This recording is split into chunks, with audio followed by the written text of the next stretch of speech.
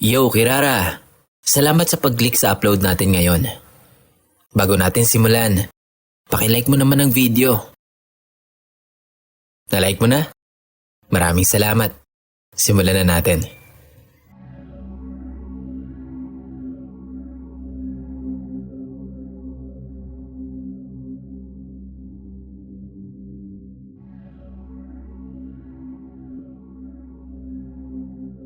Hi, Sir Kira. First story po. Call me Ange na lang.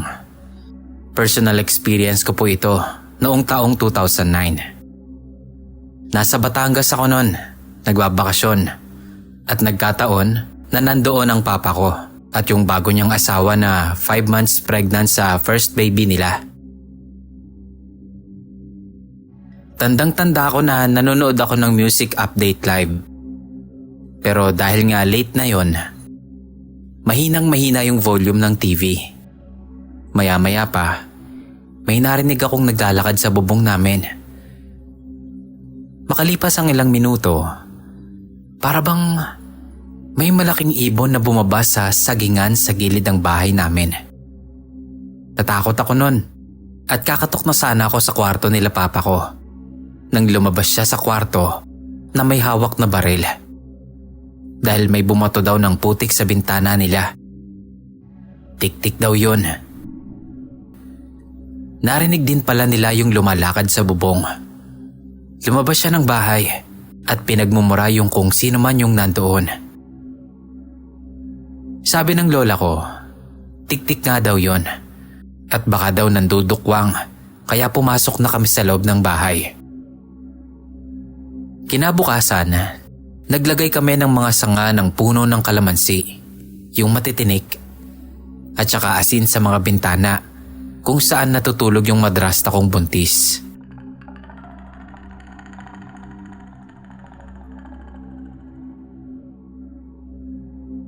Second story, 2015 naman ito nangyari. Nagwo-work ako noon, first job ko, call center agent sa RBC Tower 2. Lunch break ko nun. Dahil wala pa naman akong kaibigan, mag-isa lang ako lagi. Pagkatapos kong kumain sa mini-stop, tumatambay ako lagi sa CR sa ground floor. Nung araw na yon, iba ang pakiramdam ko. Pagpasok ko pa lang sa banyo, nakaramdam na agad ako ng takot. Pero hindi ko lang ito pinansin. Nag-CR ako. At nung nagtututbrush na ako, may narinig ako na parang may kumakanta. Yung himig lang. Nagtaka ako kasi ako lang naman ang mag-isang nandoon nung time na yon. Pagtingin ko sa salamin, nakita ko yung sarili ko. Nakatingin din sa akin, nakangisi at ako pala yung humihimig. Hindi ko na natapos yung pag-ayos ko. Bula-bula pa nun yung toothpaste sa bibig ko at lumabas na agad ako ng banyo. Madami pa akong karanasan na kakaiba. Isi-share ko na lang ulit sa susunod.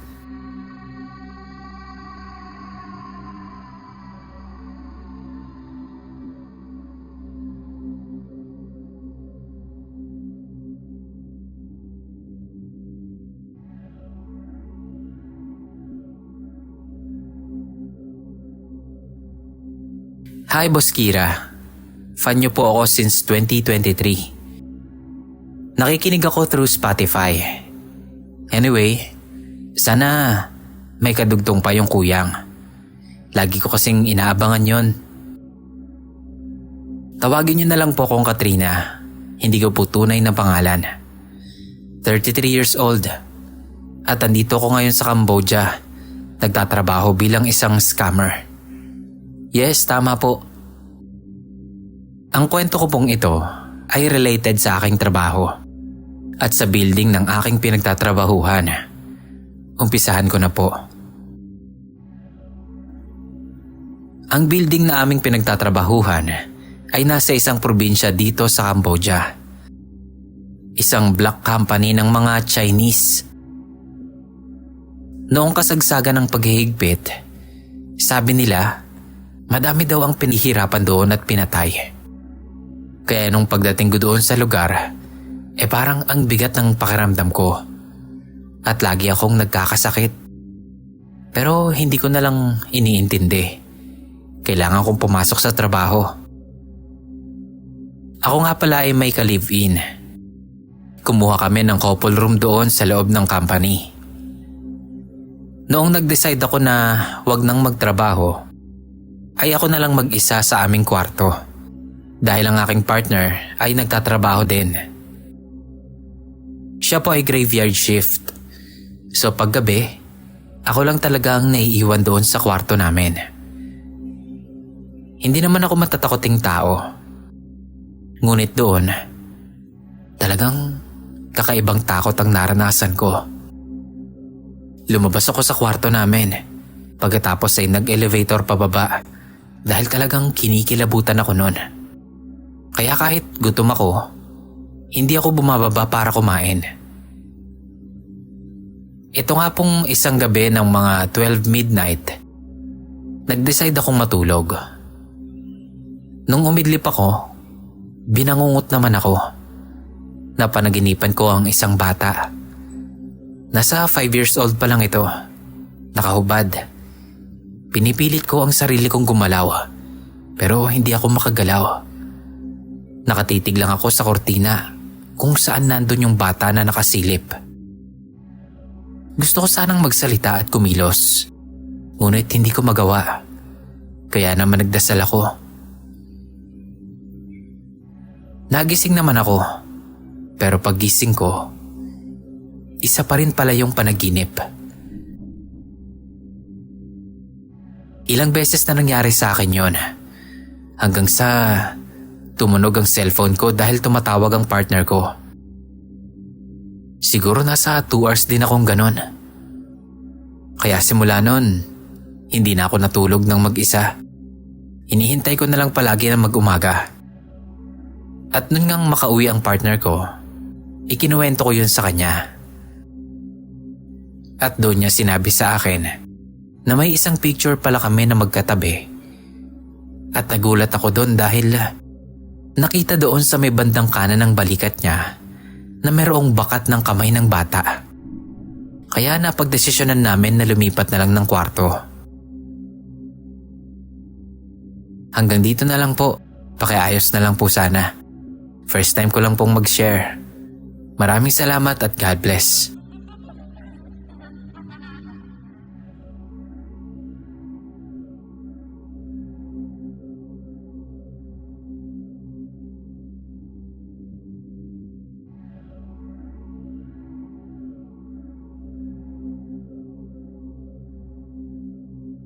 Submit ko lang po itong naranasan ko noong September 13. Na-confine po ako sa ospital dahil na-dengue ako. Hindi ko na lang papangalanan yung ospital, basta dito siya sa Pangasinan. Nanonood ako noon ng TV. Maya-maya, may nakita akong refleksyon ng isang babaeng nakaputi at nakapink doon sa TV ng ospital. Pagtingin ko naman sa likod, wala naman pala akong kasama. Nung gabi ng September 14, bigla na lang akong nanginig ng sobra-sobra. Hindi ako makahinga nun. Biglang sumakit yung appendix ko. Kinailangan akong operahan. Inoperahan ako ng madaling araw ng September 15. At dito ko na naranasan ang mga kababalaghan. Gabi-gabi, may mga taong nagpapakita. Meron isang lalaki na naka-life vest, nakapantalon, tapos nasa gilid lang siya at nakatingin sa akin. Pero wala siyang muka.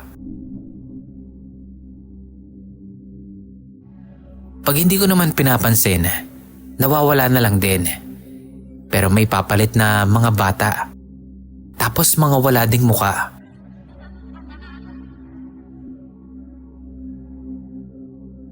Nakakatakot kasi bigla na lang lalabas at mawawala yung mga yon. Meron din naman yung mga magtotropa na lalaki at babae na nagpapakita din sa akin. Hindi naman sila nananakot, pero ang iingay nila. Tapos hindi ko maintindihan yung pinag-uusapan nila. Kaya medyo nakakatakot din. Halos 1 linggo din silang nagpakita sa akin. Tas nung pwede na akong umuwi, nawala din naman sila. Yun lang po, Boss Kira. Paayos na lang po ng kwento ko. First time ko din po kasing magsasubmit. Patagal na din ako nakikinig sa inyo sa Spotify. Napakinggan ko na lahat. Yun lang po. Salamat.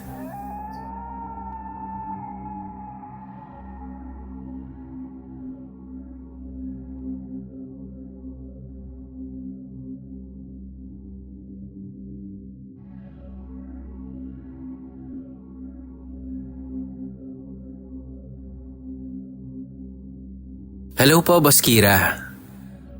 Hindi ko alam kung masasali ba tong makukwento ko sa inyo. Pero kahit masali man o hindi, gusto ko pa rin pong maikwento sa inyo itong naging karanasan ko.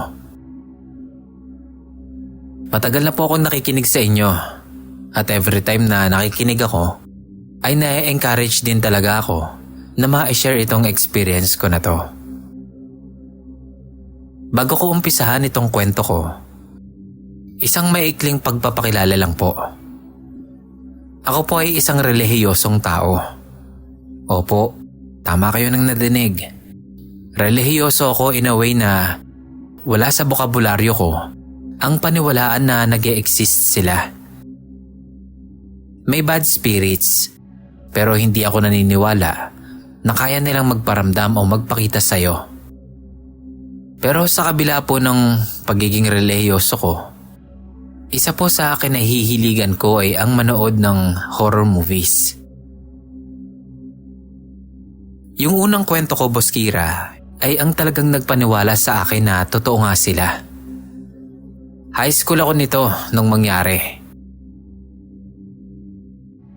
Exam day namin nang magkaayaan kaming magkakaibigan sa bahay ng isa naming kaibigan. Yung bahay ng kaibigan namin na yon ay merong rooftop. At sa rooftop na yon, meron silang pahingahan na pinapalibutan ng sliding doors. Doon namin naisipang tumambay, Boss Kira. Hanggang sa magkaayaan na maglaro ng multumultuhan o aswang-aswangan. May magiging taya, which is ang pinakaaswang. Yung iba ay kailangang hilahin pababa sa upuan. Kumbaga, isip batang laro. Yung taya po ay magsisimula doon banda sa tapat ng pinto ng CR. That time po, 2 kaming taya ng kaibigan ko. Pero bago pa po mag-umpisa yung laro, sinabihan niya na po ako na wag ko raw tapikin yung puwet niya. Pagkasabi niya sa akin noon, hindi ko yun pinansin.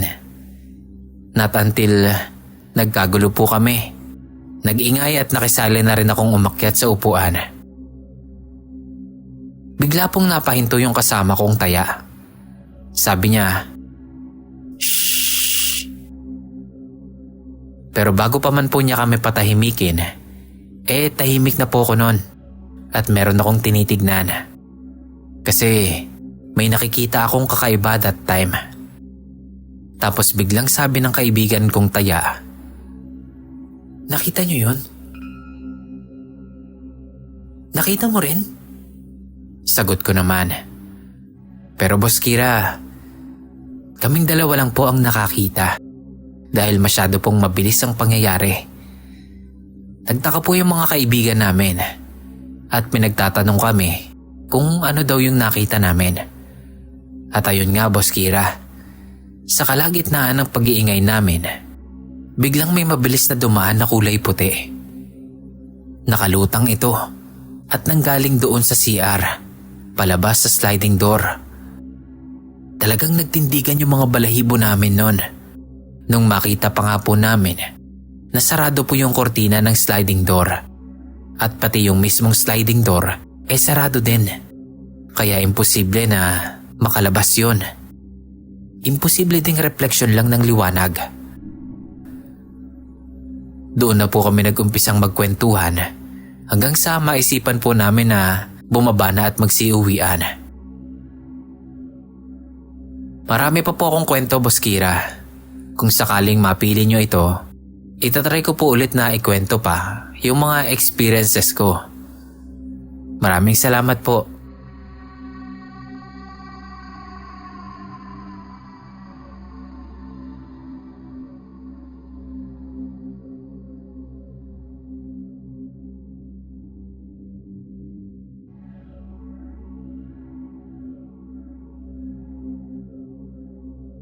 Hello po, Boss Kira. Ako nga po pala si Henry. Silent listener niyo po ako and gusto ko lang po sanang ibahagi sa inyo yung na-experience ko regarding sa spirits nung bata pa po ko. Bigla ko lang din po kasi siyang naalala. Siguro po mga around 2008 or 2009 po ito. Panahon na malala yung cases ng dengue fever. Sa tingin ko po, mga around grade 1 ako nito nung mangyari ito. So may best friend po ako nung time na yon. Di ko na lang po babanggitin ang pangalan niya. Sa pagkakaalala ko, lagi kaming magkasama at magkausap sa school. Parang ang kapatid ko na rin siya. Hanggang sa dumating yung point na hindi na po siya pumasok sa school ng matagal. Sabi nga may sakit daw po kasi ito. At inisip ko lang noon na baka nilalagnat lang, kaya ganon. Hanggang sa isang araw, bigla ko na lang siyang napanaginipan. Inaaya niya po akong mag-computer. Yun po kasi yung favorite kong gawin ng bata, mag-comp shop. Tapos yung background niya, sobrang liwanag. Wala akong ibang naaaninag, kundi yung liwanag na yon. Paulit-ulit niya akong kinukumbinse na sumama sa kanya. Tara, samahan mo ako. Mag-computer tayo. Ako naman, bilang strict yung parents ko, sagot ko lang sa kanya, hindi pwede. Mapapagalitan ako nila papa. Paulit-ulit po talaga yon hanggang sa tumigil na po siya at tuluyan nang umalis. At pumasok na nga doon sa liwanag. Pagkatapos ng panaginip ko na yon, hindi ko na siya inisip pa. Kala ko random na panaginip lang dahil namimiss ko na rin siyang kasama sa school. Hanggang sa pagpasok ko sa school, nagtaka ako kasi may prayer na tumutunog doon sa speaker ng school namin. Nagtaka naman ako kung ano yon. Kaya nagtanong ako sa kaklase ko. Doon niya sinabi na wala na daw po yung best friend ko. Dengue daw yung ikinamatay. Doon ko na-realize na nagparamdam pala siya sa panaginip ko. Nung una kapag iniisip ko, medyo kinikilabutan ako. At naiisip ko, paano kung sumama ako sa kanya doon sa panaginip ko na yon? Siguro baka hindi na rin ako nagising nun. Pero ngayon, medyo na-realize ko na sobrang bata niya pa kasi nung time na yon. At siguro natatakot siya kaya siya nagpapasama sa akin. Sana kung nasaan man siya ngayon, masaya na siya.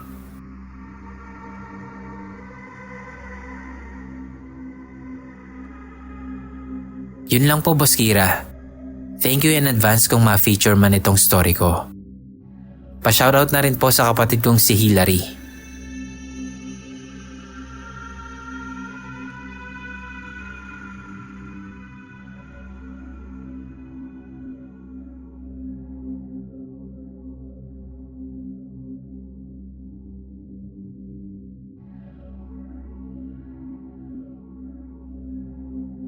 Hello po ulit. Ako po ulit ito. Pangalanan niyo na lang po akong Kel. Maraming salamat po dahil napansin niyo yung una kong kwento. Itong ikukwento ko naman ay ang karanasan ni Mama at ng kamag-anak niya sa luma nilang bahay sa Bicol. Alam naman natin na halos lahat ng bahay sa probinsya ay may mga kwentong kababalaghan. Sa lahat ng kwento na narinig ko tungkol sa mga lumang bahay, ay sa kwento ni Mama talaga ako kinilabutan. Simulan ko na po. Matagal na po itong nangyari. Hindi pa ako buhay. At siguro bata pa po nun si Mama. Umakyat po ang kamag-anak ni Mama sa taas ng lumang bahay upang makapagpahinga. Second floor po yun. Maaliwalas din kasi ang bahay. Dala nga po nang malapit sila sa dagat. Masarap pong matulog doon kasi mahangin at maraming bintana. Pati na rin sa terrace. Nung makaakyat na daw po yung kamag-anak ni Mama, bigla na lang daw pong nagsara yung mga pintuan sa ibaba. Gayon din yung mga bintana sa itaas. Yung mga santo daw po ay bigla siyang hinabol pababa sa hagdan.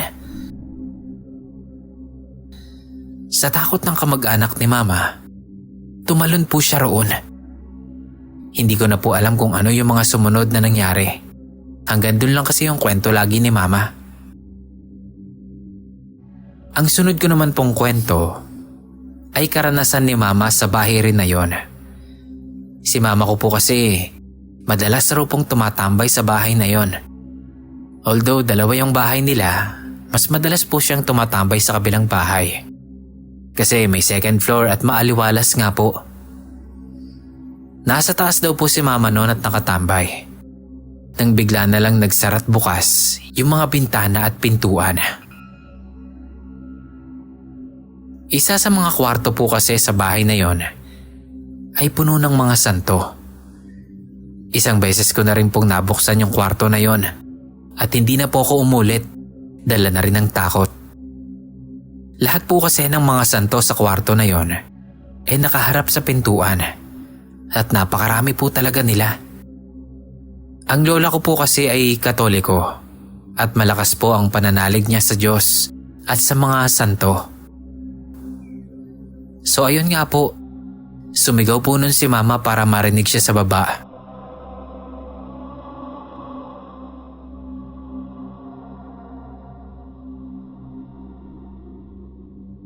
Natigil naman po yung mga ganong bagay dahil natirahan na po yung bahay na yon.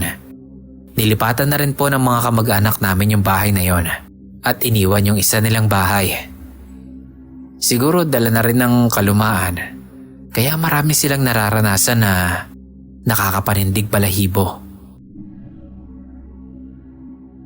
Ayun lang po, Boss Kira. Salamat po ulit kung mapansin niyo po itong kwento na to. More power po and God bless.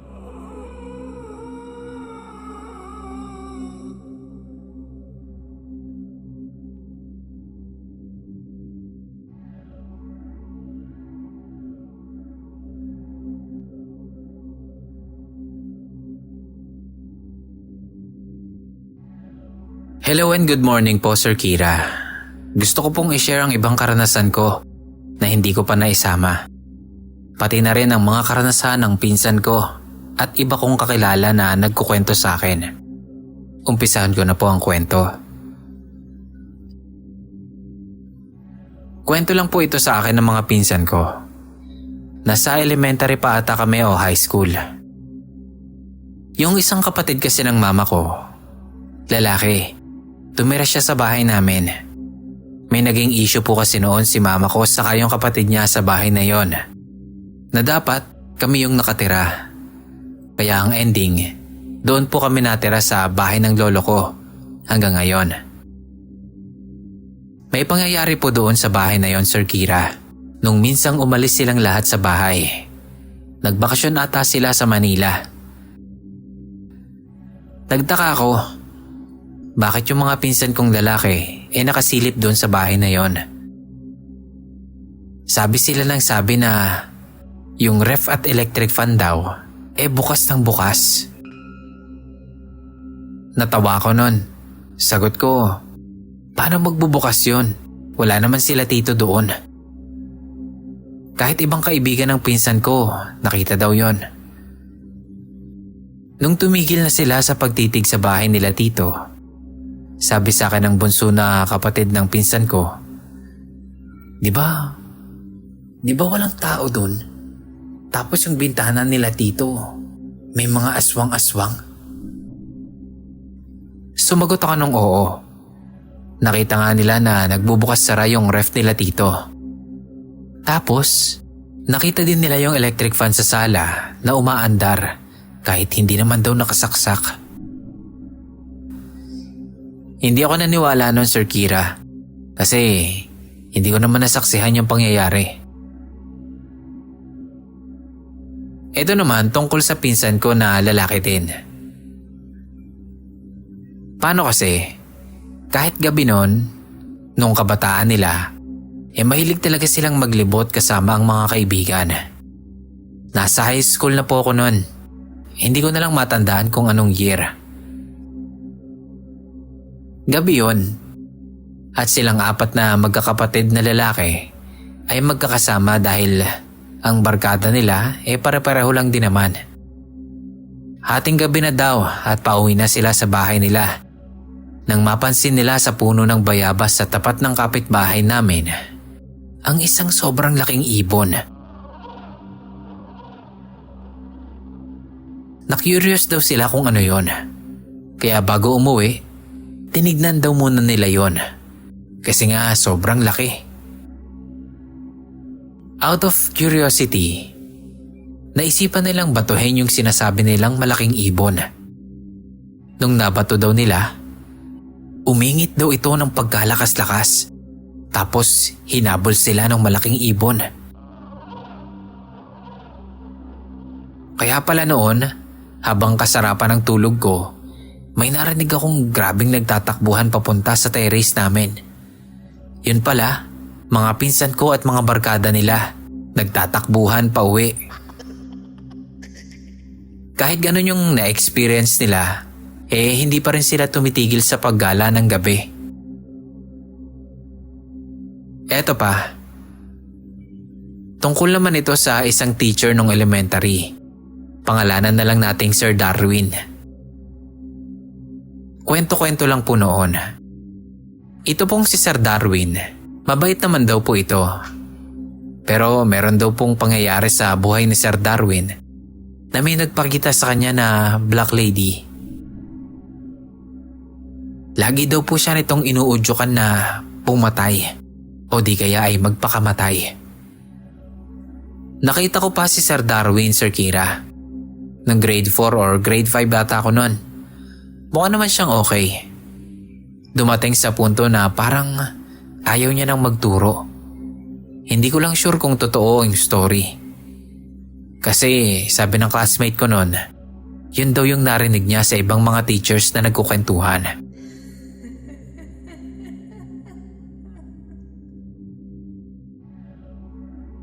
Eto naman pong last. Lumipat kaming mag-anak noon sa probinsya ng tatay namin. Doon din kami nag-aaral ni ate. Pero tinapos lang po muna namin yung pag-aaral namin ni ate doon. Noong panahon na yon, grade 2 ako. Si ate grade 4. Pinabalik kasi ako ng teacher noon ng panahon na yon. Pinag-aral kami ni ate sa private school dito sa lugar ng aking ina. Nung nandun nga po kami sa lugar ni Papa, may naging kalaro ako doon. Lalaki at babae. May isang babae na nagtuturo sa akin na ang sabi, hindi daw ba ako natatakot doon? Kasi lahat daw ng semento doon ay may puntod. Nagtaka lang ako. Pagkatapos ay inilibot niya ako nung time na yon. Recess. At nakita ko nga, Sir Kira. Totoo nga, halos lahat ng mapuntahan namin ay may pangalan, may birthday, at kung kailan namatay. Sabi ng kaklase ko na yon, dati daw na sementeryo talaga yung school namin. Sabi daw ng nanay niya. At meron nga ding nakapagkwento sa akin noon. Tawagin na lang natin siyang Carl. Totoo daw talaga na sementeryo yung school namin dati. Yun din daw kasi yung sabi ng nanay niya na isang teacher. Pinagawa na lang daw school yung sementeryo. Kapag wala daw pasok, may nakikita daw siyang bata na naglalaro sa swing. Hindi din kami nagtagal doon, Sir Kira. Tinapos lang namin yung school year na yon dahil hindi naging okay si Mama at ang mga biyanan niya. Sa susunod po, ibabahagi ko pa yung ibang kwento na ibinahagi lang din sa akin. Pati na yung iba ko pang mga karanasan. Pasensya na po kung hindi maayos ang pagkakasulat ko. Mga kwento lang po kasi ito sa akin at iba kong karanasan na hindi ko na isama sa mga kwento ng bata ako. May singit ko na lang din, Sir Kira.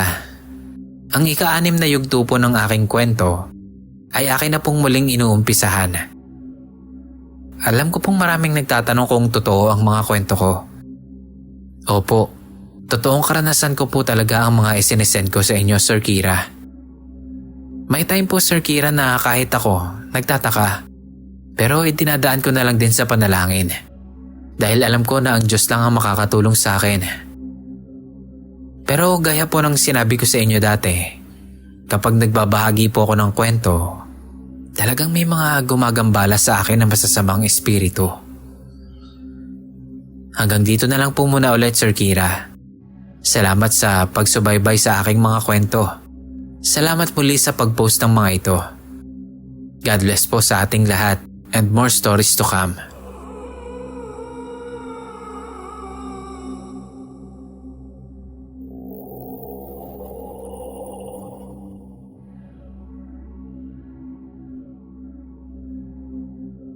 Yo, Kirara! Maraming salamat sa pakikinig sa episode natin ngayon. Pakilike naman po ng video natin at pakisubscribe na rin po kung hindi pa kayo nakapag-subscribe. Hanggang sa muli po. Salamat.